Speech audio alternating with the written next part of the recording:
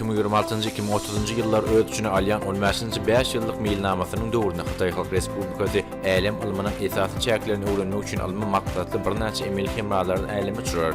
Bu uçuşlar älimin gelip çykyşyny, älim hawasyny öwrenmekligi hemde ýere meňdeş eksoplanetalar gözlemekligi goýnupdyrlar.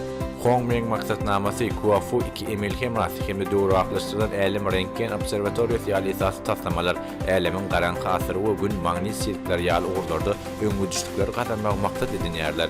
2011-nji ýylda älim ilmi boýunça strategiýa taýdan ileri tutulan maksatnamanyň başlanýandan bäri Hytaý 8 sany emel hemrasyny älim üstünlikle uçurdy. Olaryň arasynda garaňky materiýa bölejiklerini öwrenji, älim ölçegini kvant eksperimentleri we Einstein probe adly rentgen teleskopu bardyr. Bu maksatnama dünýäde ilkinji asman rentgen kartasyny döretmek we älim çökleleriniň taýyk energiýa spektrler maglumatlaryny almak bilen ul üstünlikleri gazandy. Bu maksatnama şeýle hem tehnologik ötüşleri iterge berdi. Emel hemradan ýere optik baglanşyk saglaşdyrmasy ýaly esas tehnologiýalar öldürdi we leňeç gödatly dünýäde öňde barjy rentgen teleskopuny işläpdirdi. Bu urda halkara hyzmatdaşlygyna ähmiýeti öwrenili boldy.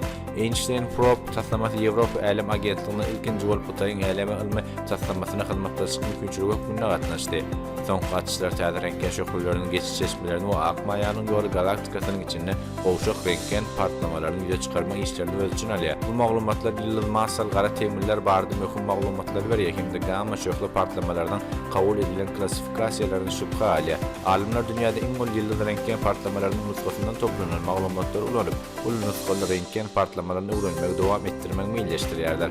Bu maksatnama Hytaýyň älim ilminde barha artýan mümkinçiliklerini görkezdi. Türlü ugurlarda gazanylan köp sanly öňüçlükler hemde batly ötüş diýipgeni Hytaý döwletiniň 2030-njy ýyla çenli öňde barjy alymy teknologiýa güýjüni öwrenmegine goşup goşar.